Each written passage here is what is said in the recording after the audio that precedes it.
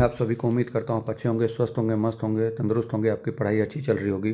तो NCERT series जो हम लोगों ने बायोलॉजी का स्टार्ट किया है एडीओ के लिए, जो मोस्ट इंपॉर्टेंट चैप्टर्स हैं उसमें हम लोग 3-4 चैप्टर कर चुके हैं। जो अगला मोस्ट इंपॉर्टेंट चैप्टर है वो है प्लांट ग्रोथ एंड डेवलपमेंट। इसमें से 2 क्वेश्चन, 1 क्वेश्चन 2 क्वेश्चन मिनिमम आते ही आते हैं, चाहे कुछ भी हो जाए, एट एनी कॉस्ट क्वेश्चन आ ही रहे हैं। तो क्यों ना हम इसको पहले ख़त्म कर ले। इसमें भी जो सबसे इंपॉर्टेंट है वो जो 4 हार्मोन दे रखे हैं, ऑक्सिन, जिबरेलिन, साइटोकाइनिन, ठीक है, इथाइलिन, इनमें से क्वेश्चन आता ही रहता है। तो आइए पहले इसका बेसिक्स देखते हैं और इसको आज अभी ख़त्म कर देते हैं, ताकि इसके बाद आपको जो भी क्वेश्चन इसमें से बनेंगे आप अच्छे से कर पाएँ। और एक चीज़ याद रखिए, जो भी क्वेश्चन बन रहा है वो एनसीईआरटी की लाइन से बन रहा है। तो आइए एक बार हम लोग उसको देखते हैं। सबसे पहले प्लांट ग्रोथ एंड डेवलपमेंट में इन लोगों ने चर्चा किया है कि रूट, स्टेम वगैरह के बारे में, वो सब जो बेसिक चीज़ है जो आप अच्छे से जानते होंगे कि कैसे क्या होता है, कैसे कंटिन्यूअसली आप जानते हैं कि अगर क्या कहते हैं बढ़िया ग्रोथ हुई प्लांट में तो उसका गिर्थ मतलब अंदर की तरफ जो जो मतलब डीप जो जाता है, और जो गोल आप उसको क्या बोलते हैं, सरकमफेरेंस में अगर नापिएगा जो गिर्थ हुआ वो भी बढ़ता है और हाइट भी बढ़ता है दोनों। तो ये वो बात कर रहे हैं। और पहले होता है वेजिटेटिव फेज, फिर आता है रिप्रोडक्टिव फेज। ये सब आपको पता होगा कि कैसे फ्रूट बनता है, ठीक है। ये सब चीज़ बेसिक है, आप अच्छे से जानते होंगे। आइए अब हम इसमें से एक चीज़ देखते हैं जो सबसे इंपॉर्टेंट चीज़ है। ये देखिए 2 वर्ड यहाँ पे आ रहा है, एपिकोटाइल और हाइपोकोटाइल, ठीक है। तो अगर आप इसको एक लेयर मान लेते हैं, जो ज़मीन के अंदर है वो देखिए हाइपो मतलब नीचे, हाइपर रहता है तो ऊपर, हाइपो है तो नीचे, एपी है तो ऊपर, ठीक है। समझ में आ रहा होगा, ठीक है। अब इन लोगों ने ग्रोथ से स्टार्ट किया है। ग्रोथ का क्या डेफिनेशन दिया है कि जो बेसिक फंडामेंटल कैरेक्टरिस्टिक्स होता है लिविंग बीइंग का, वो है। और ग्रोथ को डिफाइन जो इन लोगों ने किया है ये है irreversible permanent increase in size of an organ और इट्स पार्ट।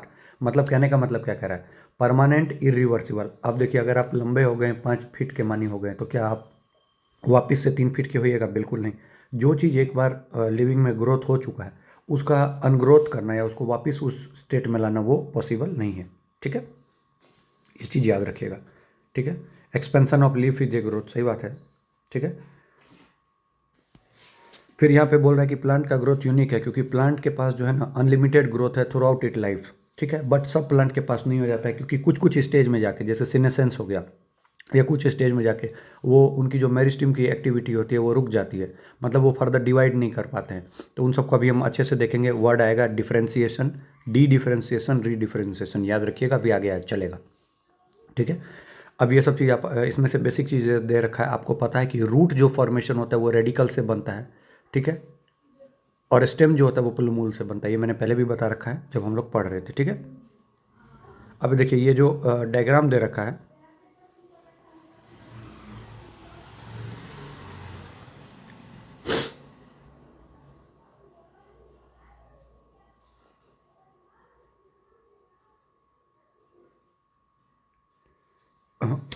ये डायग्राम में ये बता रहा है कि ग्रोथ जो जैसे मापा जाएगा सेलुलर लेवल पे, तो ये मतलब कैसे चेक करेंगे कि आप सेलुलर लेवल पे, तो हम लोग ये देखेंगे पैरामीटर्स, किसी किसी पैरामीटर्स को लेंगे। जैसे एक पैरामीटर हो गया फ्रेश वेट, एक हो गया ड्राई वेट, ठीक है, एक हो गया एरिया, एक हो गया वॉल्यूम।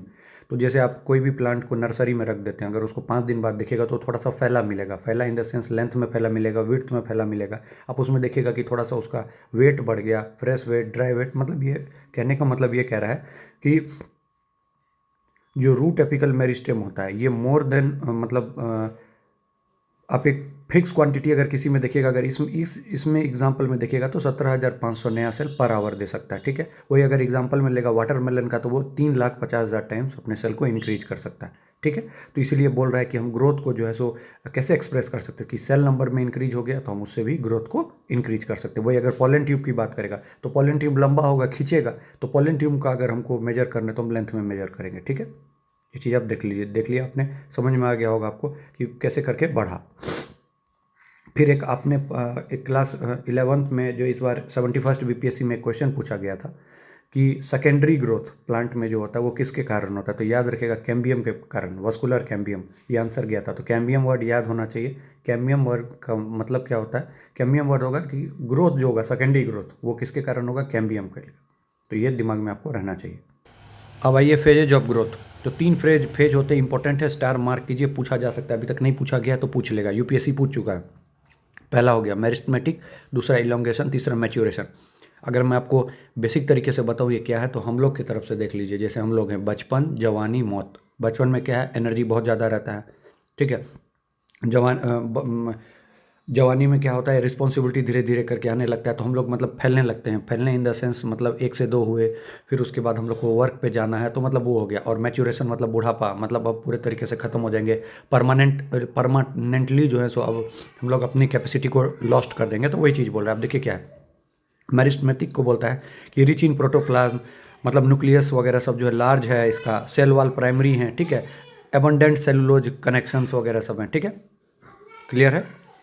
अब बीच वाला फेज, इलोंगेशन फेज, देखिए इलोंगेशन फेज यहाँ पे क्या है, इंक्रीज्ड वैक्यूलेशन, सेल इन लार्ज हो गया, बड़ा हो गया, न्यू सेल वॉल डिपोजिशन हो गया, ठीक है। और फिर अगर लास्ट में जाइएगा मैच्योरेशन में, ठीक है, मैक्सिमम साइज हो चुका है, वॉल थिक हो चुकी है, प्रोटोप्लाज्मिक मॉडिफिकेशन हो चुका है, ठीक है। अब इससे ज़्यादा इसमें कुछ नहीं होगा। तो ये फेज हो गया मैच्योरेशन फेज। तो समझ गए तीनों फेज। पहले फिर से बोल रहा हूँ, मेरिस्टेमेटिक फेज मतलब यंग फेज, इसमें सब कुछ ज़्यादा, सेलुलोज ज़्यादा, ये ज़्यादा, फिर उसके बाद प्लाज्मोडेस्मेटल कनेक्शंस ज़्यादा। आपको कुछ नहीं याद रखना, आपको बस सेलुलोज याद रखिए, ठीक है, वो मोर देन सफिशिएंट है। प्रोटोप्लाज्म जो होता है बहुत ज़्यादा, ठीक है। सेकेंड फेज आ गया, कौन सा फेज आ गया, सेकेंड फेज में आ जाइएगा, इलोंगेशन ज़्यादा, मतलब लेंथ वगैरह सब बढ़ने लग जाएगा, फैलने लग जाएगा। और थर्ड में आके एक जगह स्टेबल हो गया, मैच्योरेशन फेज, क्लियर है। अब ग्रोथ रेट को दो तरह से नाप सकते हैं, एक अरिथमेटिक, एक है जियोमेट्रिक। देखिए अरिथमेटिक में क्या है, एक हुआ, एक के बाद फिर 3 हुआ, 3 के बाद 4 हुआ, 4 के बाद 5 हुआ, 5 के बाद 6 हुआ। जियोमेट्रिक आपको पता है 2 की पावर n में चलता है, 2 4 8 ऐसे करके, ठीक है। तो आपसे अगर क्वेश्चन पूछा जाएगा कि कितने टाइप के ग्रोथ नापने के लिए हैं, तो आप बोलिएगा अरिथमेटिक टाइप है, जियोमेट्रिक टाइप है, ठीक है। एक लीनियर ग्रोथ का जो है सो कर्व दे रखा है, ठीक है। ये इसमें जो है सो अगर मेडिकल की तैयारी आप कर रहे होते तो उस दौरान ये पूछता था कि L बराबर L0 प्लस RT में LT क्या है। तो लेंथ किसी टाइम में T अगर माना है, और O है लेंथ एट टाइम 0, तो ये R क्या बताएगा, तो growth rate upon elongation per unit time, मतलब कितना ग्रोथ कैसे चेक कीजिएगा। अभी मैंने आपको बताया ग्रोथ आप कैसे चेक कीजिएगा, या तो साइज बढ़ेगा या तो फैलेगा, मतलब या तो लेंथ में इंक्रीज, या तो इसमें इलोंगेशन पर यूनिट टाइम लिया है। तो उम्मीद करता हूँ कि आपको समझ में आ रहा होगा, ठीक है। फिर वही इसमें बोलेगा कि अगर न्यूट्रिएंट ज़्यादा देंगे तो ग्रोथ जो है सो अच्छा होगा, ठीक है, मतलब बेसिक है, ऐसा कुछ नहीं है। अब देखिए ये ग्राफ से क्वेश्चन बनता है, तो ये ग्राफ मैं आपको समझा देता हूँ। देखिए हॉरिजॉन्टली क्या है, टाइम, और वर्टिकल में क्या है, वेट ऑफ द ऑर्गन। अब देखिए पहला लैग फेज है, ठीक है, मतलब कोई भी चीज़ है, ठीक है, ग्रोथ कर्व है ये सिग्मोइड ग्रोथ कर्व है, एस शेप, आप आपने देखा होगा। ये किस चीज़ से रिलेटेड है, ये हायर प्लांट्स का है ग्रोथ कर्व। आपसे पहली बात तो कुछ भी पूछेगा कि इसका ग्रोथ कर्व जो होता है, ठीक है, अगर हम टाइम के अगेंस्ट में जो है ग्रोथ का अगर कर्व वो करेंगे, प्लॉट करेंगे, तो हमको किस टाइप का कर्व मिलेगा, तो एस टाइप का कर्व मिलेगा। अब ये पूछेगा कि ये सिग्मोइड कर्व बताता क्या है, ठीक है, ये बताएगा कि आप नेचुरल इन्वायरमेंट में उसको ग्रो कर रहे हैं, ठीक है। अब इसका मतलब क्या हुआ, देखिए सबसे पहले ग्राफ जो है धीरे से ऊपर की तरफ जा रहा है, मतलब क्या हुआ कि अभी ग्रोथ इसमें जो है सो स्टार्ट हुई है, ठीक है, मतलब पहले जीरो था, देखिए जीरो था, जीरो से स्टार्ट हुआ, ठीक है। अब क्या हो गया, अचानक से एक्सपोनेंशियल फेज में बहुत ज़्यादा ग्रोथ हो गई। तो पूछेगा कि सबसे ज़्यादा ग्रोथ कहाँ हुई, तो एक्सपोनेंशियल फेज में, ठीक है, याद रहेगा सबसे ज़्यादा ग्रोथ किसमें, एक्सपोनेंशियल फेज में। अब फिर स्टेशनरी में पैरेलल हो गया, तो यही है सिग्मोइड कर्व, ठीक है, याद रखिएगा, ये चीज़ पूछा जा सकता है अगर कभी भविष्य में। फिर ये दो आपको पता दे के पूछ रहा है कि एब्सोल्यूट और रिलेटिव ग्रोथ में, ठीक है।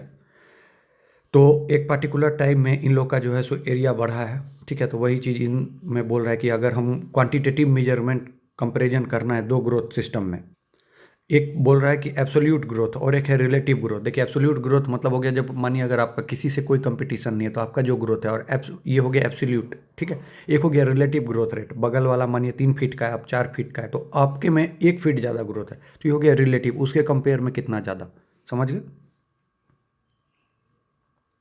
ठीक है, ये रिलेटिव ग्रोथ। अब कंडीशन फॉर द ग्रोथ, आपको पता है कि कंडीशन वगैरह ग्रोथ वगैरह के लिए क्या चाहिए, सबसे पहले न्यूट्रिशन चाहिए, न्यूट्रिशन बढ़िया रहेगा तो ग्रोथ होगा। जैसे आप अगर बढ़िया से खाना नहीं खाइएगा तो आपका शरीर कैसे काम करेगा, ठीक है, अगर आपको ऑक्सीजन नहीं मिलेगा तो सांस कैसे लीजिएगा, सांस नहीं लीजिएगा तो अंदर में जो भी मेटाबॉलिक प्रोसेस चल रही है वो कैसे होगा। मेटाबॉलिक प्रोसेस क्या होता है, तो sum of the total amount of the chemical reaction occurs in a body, ठीक है। फिर उसके बाद वाटर हो गया, तो ये सब चीज़ आपके लिए एसेंशियल है, तो प्लांट के लिए भी ऐसे ही एसेंशियल है, ठीक है। अब प्लांट को जो अपना सेल को जो इनलार्ज करना है तो उसके लिए क्या चाहिए, वाटर चाहिए। क्यों चाहिए, टर्जिडिटी वगैरह आपने पढ़ा होगा, टर्जिडिटी वगैरह के लिए अभी मैंने आपको बताया था पोटासियम आयन के बारे में, जब हम लोगों ने लास्ट टाइम चर्चा कर रहे थे, पोटासियम आयन ओपनिंग और क्लोजिंग ऑफ स्टोमेटा में हेल्प करते हैं। तो भाई अगर पानी उसके अंदर जाएगा तो पहले वो भरेगा पानी, और जब पूरा पानी भर गया तो अब जब बहुत ज़्यादा हो गया, जैसे आप ही बहुत ज़्यादा खाना खा लीजिएगा तो उल्टी होगा, तो ऐसे प्लांट के अंदर में जो बहुत ज़्यादा पानी गया तो अब क्या होगा, उसको क्या बोलते हैं, टर्जिड बोलते हैं कि फ्लैसिड बोलते हैं, ये आपको कमेंट में बताना है। पानी जैसे ही पूरा भर गया तो अब वो बर्दाश्त नहीं कर पाएगा, मतलब वो एक्सोस्मोसिस सुना होगा आपने वर्ड, वो बाहर आ जाता है। ठीक है, जब पानी खाली रहता है तो जो पानी जाता है एंडोस्मोसिस। ठीक है, क्लियर है। अब ये यही इसमें बता रहा है कि न्यूट्रिएंट्स, ऑक्सीजन, वाटर के बारे में बता रहा है, कुछ ऐसा इसमें नहीं है। अब ये जो वर्ड आ गया, अब ये तीनों वर्ड इंपॉर्टेंट है, डिफ्रेंसिएशन, रीडिफ्रेंसिएशन, डी डिफ्रेंसिएशन। आइए इसको समझते हैं। अब देखिए, root apical meristem, shoot apical meristem जो है डिफ्रेंशिएट होता है, मतलब पहले क्या कहते हैं, आगे जो है सो इसमें बहुत सारे स्टेजेज आते हैं और बाद में ये मैच्योर हो जाता है। ठीक है, मतलब वही है जो इलोंगेशन जो आपको मैं प्रोसेस बताया हूँ। ठीक है, तो तीनों का जो है सो ये रूट एपिकल और सूट एपिकल जो है बाद में मैच्योर होकर अपना परफॉर्म फंक्शन कर देता है। अब उसका एक मैच्योरिटी की तरफ चला जाता है, तो ये जो मैच्योर की तरफ जाता है, इसलिए जो हम टर्म यूज करते हैं इसको बोलते हैं डिफ्रेंसिएशन। ठीक है, अब मैंने अभी क्या बताया है कि उन लोगों ने अपना परफॉर्म कर दिया है, मैच्योर हो चुके हैं, उसको कहा गया डिफ्रेंसिएशन। अब वो निश्चिंत बैठे हुए हैं। एग्जाम्पल देखिए, ध्यान से सुनिएगा, ये बहुत इंपॉर्टेंट है, क्वेश्चन आएगा। कोई बूढ़े बुजुर्ग हैं, उन्होंने अपने ज़िंदगी का पूरा काम कर दिया है, अब वो आराम से बैठ गए हैं, तो वो कौन से हो गए, डिफ्रेंशिएटेड सेल। ठीक है, बट क्या हुआ, गांव में कोई समस्या आई। ठीक है, अब बोला गया कि बाबा आपको ही चलना पड़ेगा, तो वो बोले अरे भाई हमारा तो उम्र हो गया, नहीं बोला बाबा चलिए बहुत सीरियस मैटर है। तो अंडर सर्कमस्टांसेस में उनको जो है सो मतलब सर्टेन कंडीशन में उसको वापस से जो है रिगेन कर दिया गया कैपेसिटी, मतलब उनको वापस से ले जाया जा रहा है। तो वही चीज़ यहाँ भी बोल रहा है कि they have lost the capacity to divide but regain the capacity of division under certain condition, मतलब वो सर्टेन कंडीशन में वापस से वो डिवाइड कर सकते हैं। ये कहलाएगा डी डिफ्रेंसिएशन। क्लियर हुआ, डिफ्रेंसिएशन मतलब सब कुछ खत्म हो गया, डी डिफ्रेंसिएशन मतलब वापस से सर्टेन कंडीशन में उनको लाया जा रहा है कि आइए बाबा चलिए, तो आइए प्लांट वापस से जो है सो मैच्योरिटी आप जो हो गए थे, आइए फिर से डिवाइड कीजिए। क्लियर है, जैसे मेरिस्टेम वापस से बनाना है, कॉर्केम्बियम बनाना है। ठीक है, इतना इंपॉर्टेंट नहीं है, बस आप नाम याद रखिए, डिफ्रेंसिएशन क्या होता है, डी डिफ्रेंसिएशन क्या होता है। अब आइए रीडिफ्रेंसिएशन। अब जो वो वापस से इस प्रोसेस को कर दिखाएंगे, देखिए सबसे पहले क्या था, वो बाबा बूढ़े हो गए, अब कहानी ख़त्म हो गई, वापस से उनके पास गया कि बाबा चलिए काम कीजिए, इस प्रोसेस को कहा गया डी डिफ्रेंसिएशन।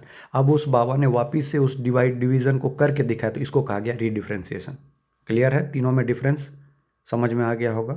तो यही तीनों इंपॉर्टेंट है। अब डायरेक्ट डेवलपमेंट में आते हैं। ठीक है, अब देखिए ये चीज़ मैं आपको एक बार बता देता हूँ। मेरिस्टेमेटिक सेल है, मतलब जो यंग है, आप एकदम ध्यान से सुनिएगा, आपका काम हो जाएगा। मेरिस्टेमेटिक सेल है, एकदम यंग है, सेल डिवीजन हुआ। ठीक है, ग्रोथ स्टार्ट होगा, ग्रोथ स्टार्ट हुआ। ठीक है, यहाँ से आपको समझ में आ रहे होंगे। ठीक है, अब यहाँ से आ जाइए एक्सपेंशन में, एलोंगेशन होगा। ठीक है, फिर एलोंगेशन से मैच्योरेशन हुआ, मैच्योरेशन के बाद मैच्योर सेल बना, मैच्योर के बाद सेनेसेंस, बूढ़ा हो गया, डेथ हो गया। ठीक है, एक फेज में इसमें ऐसे हो गया। ठीक है, दूसरे फेज में चलेगा तो मेरिस्टेमेटिक सेल है, इसमें प्लाज्मेटिक ग्रोथ हुआ, डिफ्रेंसिएशन हुआ। ठीक है, फिर ये सेनेसेंस की तरफ चल गया। अगर आप कुल मिलाकर पूछेगा कि इस डायग्राम से हम कैसे करके क्या निकालेंगे, तो आप एक चीज़ याद रखिए, मेरिस्टेमेटिक सेल है, सेल डिवीजन होगा, डिवीजन होगा तो इलोंगेशन होगा, इलोंगेशन होगा फिर ये बाद में मैच्योर हो गया, मैच्योर हो गया सेनेसेंट के बाद डेथ। ठीक है, क्लियर है। डिफ्रेंसिएशन तब हो गया जब ये पूरे तरीके से इसने अपना काम कर लिया, ख़त्म हो गया। फिर से रीडिफ्रेंसिएशन तब कराते हैं जब सर्टेन कंडीशन में कराते हैं। क्लियर हो गया। आपको कुल मिलाकर ये याद रखना है, बच्चा था, कुछ एनर्जी थी, एनर्जी के बाद ग्रोथ हुआ, ग्रोथ हुआ, ग्रोथ के बाद जो है सो पूरे तरीके से मतलब यंग स्टेज में आया, यंग स्टेज के बाद वो मैच्योरिटी में आया। अब उसने डिवीज़न की कैपेसिटी को लॉस्ट कर दिया, सर्कमस्टांसेस कुछ ऐसा काम हो गया या कुछ ऐसा कंडीशन आ गया, वापस से वो ग्रोथ की तरफ जा सकता है, ख़त्म। ठीक है, अब क्या है कि इन्वायरमेंट कैसा है, उसके अगेंस्ट में कुछ रिस्पॉन्स प्लांट शो करते हैं, मतलब उनका अलग अलग पाथवे होता है ताकि वो कुछ स्ट्रक्चर बना के, ठीक है, इन्वायरमेंट के अगेंस्ट में जो कुछ रिस्पॉन्स शो करते हैं, कुछ अलग अलग स्ट्रक्चर बना के, इस टाइप की एबिलिटी को कहते हैं प्लास्टिसिटी। ठीक है, प्लास्टिसिटी। ठीक है, इसका एग्जाम्पल याद रखिएगा, जैसे हेट्रोफिलिन, कॉटन, कोरिएंडर और लक्सपुर पूछ सकता है कि प्लांट जो है सो बहुत सारा अलग अलग पाथवे शो करता है, मतलब इन्वायरमेंट में है। ठीक है, या मतलब किसी भी फेज ऑफ लाइफ में है तो वो स्ट्रक्चर बना के शो करता है, इस टाइप की एबिलिटी को प्लास्टिसिटी कहते हैं। ठीक है, ये देख लीजिएगा एग्जांपल, हेट्रोफिलिन, लक्सपुर, बटरकप। ठीक है, इंपॉर्टेंट है, एक बार नाम पता होना चाहिए, नाम प्लास्टिसिटी पता होना चाहिए कि प्लांट से रिलेटेड है, इन्वायरमेंट में कुछ भी हो रहा है उसके अगेंस्ट में जो है अपना पाथवे बनाएगा रिस्पॉन्स में, उसके रिस्पॉन्स में। ठीक है, अब यहाँ से क्वेश्चन जो सबसे ज़्यादा आता है उसको हम लोग जो है सो अब डील करते हैं। ठीक है, पढ़ना जरूरी था लेकिन इसको भी है। अब देखिए, सबसे पहले पीजीआर, प्लांट ग्रोथ रेगुलेटर्स की बात कर रहा है। ठीक है, इसके बारे में वो बोल रहा है कि इसमें क्या क्या हो सकते हैं। तो इसमें हो सकता है आईए है, ये ऑक्सीन, नेचुरल ऑक्सीन है, इंडोल 3 एसिटिक एसिड। ठीक है, ऑक्सीन की बात कर रहा है। फिर एडिनिन डेरिवेटिव जो है कैनेटीन हो गया, ये साइटोकाइनिन की बात कर रहा है। फिर कैरोटोनाइट्स, एब्सिसिक एसिड की बात कर रहा है, स्ट्रेस हार्मोन। फिर टर्पिन्स, जिबरेलिक एसिड की बात कर रहा है। और फिर इथैलिन, ये जो गैस है इसकी बात कर रहा है। ये मतलब इन लोगों ने पहले इंट्रोडक्शन में ऐसा कुछ बोला है। अब पीजीआर को इन लोगों ने डिवाइड किया है। ठीक है, एक बोल रहा है कि हम लोगों ने ग्रोथ प्रोमोटिंग है, एक सेल डिवीजन में मदद करता है, एक सेल इनलार्जमेंट में मदद करता है, एक ट्रॉपिकल ग्रोथ में मदद करता है, एक फ्लावरिंग फ्रूटिंग में मदद करता है। ठीक है, और अब उनका नाम जो है वो दे रहे हैं, ऑक्सीन, जिबरेलिन, साइटोकाइनिन। ठीक है, फिर एक का पॉजिटिव रोल बताया, तो अब एक का रोल बता रहा है कि डोरमेंसी में, एब्सेशन में। ठीक है, एब्सिसिक एसिड की बात यहाँ पे इन लोगों ने कर दी। अब इथाइलिन की बात की, बोल रहा है कि वो इन सब में फिट नहीं हो सकता है। ठीक है, अब वो मतलब क्योंकि वो गैस है, क्लियर है, ये गैस है इथाइलिन, ये याद रखिएगा क्योंकि एक बार अभी किसी एग्ज़ाम में पूछा था कि इथिफॉन या इथाइलिन इजे, तो उसमें गैस और हार्मोन दोनों था, तो दोनों होगा आंसर। ठीक है, अब ये डिस्कवरी वगैरह की बात बोलेगा कि कैसे क्या हुआ, तो ऑक्सीन का याद रखिएगा कि एफ.डब्ल्यू. वेंट ने, ये जो लास्ट में लिख रखा है, auxin was isolated by F W. Went from the tip of coleoptiles of और सीडलिंग, इसको स्टार मार्क कीजिए, क्वेश्चन यहाँ से पूछा जाएगा। ठीक है, याद रखिएगा। ये क्वेश्चन एक पूछा जाएगा कि ऑक्सीन का सोर्स कौन है, तो आप देखिएगा जो सबसे ऊपर का कॉलोप्टाइल जो होता है ना, ग्रास का सबसे ऊपर का देखते होंगे, जो एक जब भी घास दूब जिसको बोलते हैं हम लोग, उसको जो तोड़ेगा तो ऊपर में जो वो होता है वही होता है कॉलोप्टाइल। तो ये ऑक्सीजन का सोर्स होता है। ठीक है, और ये एरो जो दिखा रहा है कि लाइट के जिधर की तरफ लाइट आ रहा है उसके तरफ जो है ये झुकता है, यही चीज़ इसको बता रहा है। ठीक है, ठीक है, फिर उसके बाद सेकंड में आ जाएगा कि जिबेरेलिन। ठीक है, ये कहाँ से किसने डिस्कवर किया, तो क्रूसोवा। देखिए क्वेश्चन में साइंटिस्ट का भी नाम पूछ रहा है। ठीक है, तो एफ.डब्ल्यू. वेंट कौन हो गया, किसके लिए, ऑक्सीजन के लिए, साइटोकाइनिन के लिए हो गया क्रूसोवा। इन्होंने देखा था कि फंगस का जो है सो उसमें है, मतलब इन्फेक्टेड जो राइस सीडलिंग है उससे रिलेटेड है, और जो बाद में जब चेक किया तो बोला ये तो फंगल पैथोजन है, और उसी का नाम दे दिया जिबरेला। ठीक है, फिर उसके बाद आ जाता है साइटोकाइनिन के बारे में आ जाता है। ठीक है, स्मूग एंड मिलर ने जो है सो आइडेंटिफाई किया था साइटोकाइनिन को। ठीक है, ये सब चीज़ें। अब इसमें देखिए जो सबसे मेन चीज़ है, अब एक एक चीज़ को आपको पता इसमें से पता होना चाहिए, क्योंकि इसमें कुछ भी पूछ देगा। जैसे इथाइलिन का पूछ देगा तो कजिन्स याद रखेगा, COUSINS। ठीक है, तो अभी मैं आपको चार बोल रहा हूँ, चारों का नाम आपको कमेंट में बताना है, अगर आपको याद करना है तो मैं बार बार बोल रहा हूँ। ऑक्सीन का एफ.डब्ल्यू. वेंट, जिबरेला का क्रूसोवा। ठीक है, उसके बाद आपको स्कूग का पूछ देगा, स्कूग। ठीक है, बाद में स्कूग एंड मिलर ने आइडेंटिफाई किया था क्या, साइटोकाइनिन। ठीक है, फिर कजन्स का पूछ देगा, कजन्स का, तो ये इसका याद रखिएगा क्या, इथाइलिन। ठीक है, और इथाइलिन कैसा है, ये गैसियस है। अब ये ऑक्सीजन का देख लीजिए, ऑक्सीजन एपिकल डोमिनेंस के लिए रिस्पॉन्सिबल है। ठीक है, लेटरल बगल वाले को उगने नहीं देगा, सीधा एपिकल डोमिनेंस। ठीक है, पूछेगा कि पाइनएप्पल में कौन फ्लावरिंग के लिए रिस्पॉन्सिबल है, तो आंसर याद रखिएगा ऑक्सीजन। ठीक है, ये सामने में लिख रखा है। अब अगर आपसे एक क्वेश्चन पूछेगा, याद रखिए, इसमें नहीं लिखा है लेकिन क्वेश्चन पूछा गया है कि रूट डिफरेंशिएशन के लिए कौन है, तो याद रखिएगा ऑक्सीजन। वही अगर सूट डिफरेंशिएशन के लिए तो साइटोकाइनिन। मैं बार बार बोल रहा हूँ, रूट के लिए ऑक्सीजन, सूट के लिए साइटोकाइनिन। क्वेश्चन क्या देगा कि ऑक्सीजन अपॉन साइटोकाइनिन रेशियो ज़्यादा है, मतलब क्लियर, ध्यान से देखिए, ऑक्सीजन अपॉन साइटोकाइनिन रेशियो ज़्यादा है, मतलब ऑक्सीजन ज़्यादा है। क्लियर है ना, समझ रहे हैं ना mathematics, oxygen upon cytokinin ratio ज़्यादा मतलब ऑक्सीजन ज़्यादा, तो क्या होगा, तो रूट डिफरेंशिएशन। वही पूछेगा कि ऑक्सीजन अपॉन साइटोकाइनिन रेशियो कम है, मतलब साइटोकाइनिन नीचे वाला ज़्यादा है, तो क्या होगा, सूट। याद रखिएगा, oxygen is responsible for root initiation, cytokinin is responsible for shoot initiation. बहुत इंपॉर्टेंट, याद रखें। तो ऑक्सीजन से क्या याद रखना है अभी तक, फटफट एकदम पूरा दिमाग में याद रखें। ऑक्सीजन से एपिकल डोमिनेंस याद रखना है। ठीक है, IAA और IBA ऑक्सीजन के ही टाइप हैं, ये याद रखना है। ठीक है, NAA naphthalene acetic acid, 2,4-D जो है ये सिंथेटिक ऑक्सीजन है। क्लियर है, ऑक्सीजन के कारण पार्थेनोकार्पी हो रही है। को पार्थेनोकार्पी को इंड्यूस करता है। पार्थेनोकार्पी क्या होगा? Development of seed without fertilization. आपको क्या करना है, कैसे तैयार करना है आपको इस चैप्टर अभी तक अगर आप मेरे साथ बने तो आपको अभी तक अगर आप सब कुछ छोड़ भी दीजिएगा, ऑक्सीन, साइटोकिनिन, जिबरेलिन और इथाइलिन, एब्सिसिक एसिड, ये पांचों को लिख लीजिए, साइंटिस्ट का नाम लिखिए और क्या करता है, बस इतना लिख लीजिएगा तो भी आपका 2 नंबर आ गया। क्लियर है? उतना देर से अगर मैं बता देता तो फिर आप बस उसको करते, लेकिन आपने एक बार इसके गो थ्रू हुआ तो अब आपको समझ में आ जाएगा। ठीक है, ये सेल डिवीजन में भी मदद करता है। ठीक है, क्लियर है? ऑक्सीन में पार्थेनोकार्पी भी लिख लीजिएगा। हर्बिसाइड भी तरह यूज किया जाता है और हर्बिसाइड की तरह किसको यूज करता है? 2,4-D। ठीक है, याद रखिएगा, डायरेक्ट पूछ देगा 2,4-D is related to which PGR, तो आंसर हो जाएगा ऑक्सीन। अब जिबेलरिन में बहुत सारे जो है फंजाई से रिलेटेड वो हो जाएगा, क्योंकि आपको मैंने बताया था कि राइस सीडलिंग वो वाला फंजाई। ठीक है, इसका जो मेन अगर आपसे पूछेगा तो इसमें जो है सो आप क्या बोलिएगा, इलोंगेशन के लिए, जैसे गन्ना है, गन्ना के बीच में जो 2 इंटरनोड के बीच में जो इलोंगेशन कौन करेगा? जिबेलरिन।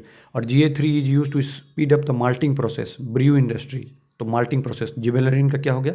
Internode elongation, malting process. ठीक है, बोल्टिंग करेगा, कैबेज वगैरह सब आपने देखा होगा, तो उसमें देखते होंगे बहुत सारे पत्ते एक साथ, मतलब जब कैबेज को खोलिएगा, एक खोलिएगा फिर दूसरा खोलिएगा, तो उसमें तो जिबेलरिन का 3 काम, बोल्टिंग, इलोंगेशन, इंटरनोडल इलोंगेशन, और तीसरा क्या बताया था अभी, लेंथ वगैरह को इंक्रीज कर देगा। ठीक है, मैच्योरिटी पीरियड को जो है सो एक्सटेंड कर देगा। ठीक है, मतलब बढ़ा देगा। तो जिबेलरिन का समझ में आ गया आपको।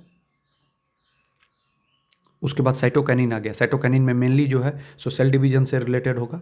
ठीक है, और याद रखिएगा कि डिस्कवर्ड इसको जब किया गया था तो ओरिजिनली ये साइटोकिनिन नहीं था, ओरिजिनली ये काइनेटिन था। ठीक है, प्योरिन का एग्जाम्पल है। ठीक है, और काइनेटिन जनरली प्लांट्स में नेचुरली नहीं पाया जाता है। ठीक है, जियाटिन पाया जाता है नेचुरली, ये याद रखिएगा। सेल डिवीजन के लिए रिस्पॉन्सिबल है। ठीक है, और ये डिले करता है सेनेसेस को, क्योंकि सेल डिवीजन करेगा तो देखिए, सेल डिवीजन अगर बढ़िया से होगा, सेल में कोई भी दिक्कत नहीं होगी तो हमेशा यंग रहेगा, तो इसीलिए ये यंग बना के रखता है, सेनेसेंस को डिले करता है। इथेलिन के बारे में आपको पता है, गैसियस PGR है। कोई भी चीज़ को पकाना है, जैसे घर में यूज करते होंगे कार्बाइड, आम जल्दी पक जाए, वो क्या है? गैस है, तो वही इथेलिन ही है। इथीफॉन यूज करते हैं, एग्जाम में पूछेगा इथीफॉन, ETHEPHON। ठीक है, फ्रूट रैपनिंग वगैरह करना है तो कौन हो गया? इथाइलिन। ठीक है, रेस्पिरेशन रेट को बढ़ा देता है, CO2 रेट को बढ़ा देता है, इसीलिए इसको कहा जाता है रेस्पिरेटरी क्लाइमैक्टिक। ठीक है, याद रहेगा। ये क्या करता है? डोरमेंट है, आराम से बैठा है। जैसे जिबेलरिन के बारे में एक चीज़ याद रखिएगा, सीड डोरमेंसी को प्रमोट करता है। बोलेगा चलो ठीक है भाई, सीड डोरमेंसी मतलब क्या हो गया कि अब वो सीड में किसी तरह का कुछ नहीं होगा, वो आराम से सो गया। ठीक है, इथेलिन क्या करता है? बोलता है चल जल्दी पक, जल्दी जो है सो पक और फल बन, मतलब इन द सेंस उसको जल्दी पकाता है। ठीक है, तो उसमें जो है सो रेस्पिरेशन रेट को बढ़ा देता है, तो डोरमेंसी तोड़ देता है। ठीक है, पाइनएप्पल वगैरह में अगर फ्लावरिंग करानी है तो इथेलिन का यूज करते हैं। ठीक है, ऑक्सीजन से रिलेटेड मैंने आपको भी पाइनएप्पल के बारे में कुछ बताया था। ठीक है, उसको भी लिखना है और इथेलिन को भी लिखना है। ठीक है, ये देखिए इथीफॉन यहाँ लिख दिया ना, hasten fruit ripening in tomatoes and apple. Clear है? फिर इथाइलिन से रिलेटेड एक जो इंपॉर्टेंट चीज़ मैं स्टार मार्क करने बोलूँगा, क्योंकि बहुत लोग गलत करेंगे अगर आएगा, तो it promotes female flower in cucumber, star mark कर लीजिए, सबसे लास्ट लाइन जो है। ठीक है, अब एब्सिसिक एसिड के बारे में देखिए। एब्सिसिक एसिड क्या है? गैसी, इसका जो है सॉरी इसका बहुत सारा मतलब अलग अलग टाइप का है। ये सीड जर्मिनेशन को रोकता है। एब्सिसिक एसिड का आप हमेशा नेगेटिव यूज़ में लीजिए। स्ट्रेस हार्मोन इसको बोलते हैं। स्ट्रेस हार्मोन क्यों बोलते हैं? जब लगेगा कि प्लांट में दिक्कत आ रहा है तो ये उसको जो है सो मतलब झाड़ देगा, मतलब इन द सेंस कि आप गिर जाओ, मतलब रुक जाओ, मतलब ख़त्म करो, इस टाइप का है। ठीक है, सीड डेवलपमेंट में काम करता है, मैच्योरेशन में, डोरमेंसी में। ठीक है, ये जिबेलरिन का उल्टा होता है। तो अगर आपसे कोई पूछेगा कि abscisic acid is antagonistic to, तो आप बोलिएगा जिबेलरिन। इंपॉर्टेंट लाइन है, याद करिए। ABA is antagonistic to gibberellic acid. तो अभी तक एब्सिसिक एसिड में आपको क्या लिखना है? Abscisic acid is antagonistic to gibberellin, gibberellin का उल्टा एब्सिसिक एसिड। ठीक है, क्लियर है? ये लाइन होगा कहीं ना कहीं लिखा हो कि इसको स्ट्रेस हार्मोन बोलते हैं। ठीक है ना, इसमें से कहीं ना कहीं होगा स्ट्रेस हार्मोन बोलते हैं, नहीं लिखा है तो आप लिख लीजिएगा। ठीक है, ये सीड जर्मिनेशन को रोकता है। ठीक है, मतलब स्टोमाटा को बंद कर देता है ताकि प्लांट जो किसी भी तरीके स्ट्रेस को झेल जाए। हाँ, ये लिखा है ना, therefore it is called stress hormone. ठीक है, तो यही है मेन, इसी में से पूछा। फिर फोटोपीरियडिज्म पूछा जाता है। देखिए इसमें C3 C4 long day short day क्या होता है, तो आपको कुछ नहीं याद रखना है, आपको बस एक चीज़ याद रखना है, 12 घंटा चाहिए मिनिमम, जो है 12 घंटा एक होता है। 12 घंटा से कम है तो शॉर्ट डे, 12 घंटा से ज़्यादा अगर उसको लाइट मिल रहा है तो long day. Long day plant क्या हो गया कि 12 घंटा क्रिटिकल जो टाइम है उससे ज़्यादा मिल गया उसको लाइट तो लॉन्ग डे, उससे कम मिला तो शॉर्ट डे। डे न्यूट्रल मतलब इसका कोई इस पर फर्क नहीं पड़ता है। क्लियर है, समझ में आ रहा होगा, ठीक है। Response of light to period of day और नाइट, मतलब प्लांट का क्या रिस्पॉन्स होगा डे या नाइट में, इस टर्म को बोलते हैं फोटो पीरियडिज्म। ठीक है, क्लियर है। अब आपको 2-3 एग्जांपल याद रखना पड़ेगा, लॉन्ग डे, शॉर्ट डे और डे न्यूट्रल का। एक बार गूगल कीजिए और उसका आंसर आ जाएगा, आपको कमेंट में बताना है टोमेटो कौन सा है। देखिए इंपॉर्टेंट है, क्वेश्चन आएगा, क्योंकि कितना दिन तक एक ही चीज़ पूछेगा, हो सकता है थोड़ा इधर उधर करे, तो इसीलिए फोटो पीरियडिज्म बताना जरूरी था। मतलब प्लांट को एक सर्टेन लाइट चाहिए फ्लावरिंग के लिए, तो अगर उससे ज़्यादा जो एक ऑप्टिमम है, उससे कि मिनिमम इतना रिक्वायरमेंट, उससे ज़्यादा दीजिएगा तो वो किस टाइप का प्लांट हुआ, लॉन्ग डे। उससे कम दीजिएगा तो शॉर्ट डे। क्लियर है। अवर्नलाइजेशन क्या होता है, ठीक है, लो टेम्परेचर पे जो प्लांट को उगाइएगा, जो उसके लिए बढ़िया वो होगा, मतलब टेम्परेचर जो होगा लो टेम्परेचर वाले को बोलते हैं वर्नलाइजेशन। ठीक है, क्लियर, याद रखिएगा, समझ में आ गया होगा। ठीक है, बाइनियल प्लांट्स वगैरह में मेनली भी होता है। ठीक है, जैसे शुगर बीट हो गया, कैबेज हो गया, कैरेट हो गया, तो ये सब चीज़ इसका एग्जांपल है। अब आपको करना क्या है, आपको ये जो दे रखा है पॉइंट्स टू समरी, इसको एक बार अच्छे से पढ़िएगा, ये पूरा कंक्लूजन है इसका। ठीक है, ये सारा कुछ देख लीजिएगा। ठीक है, तो मैंने आपको जो जो बताया है उसको प्लीज़ लिख लीजिएगा, जो जो इंपॉर्टेंट बताया है। और अगर आप कोई भी चीज़ को स्किप करना चाहते हैं तो स्टार्टिंग का स्किप कर सकते हैं, हार्मोन्स मत छोड़िएगा। ठीक है, ठीक है, तो all the best, thank you.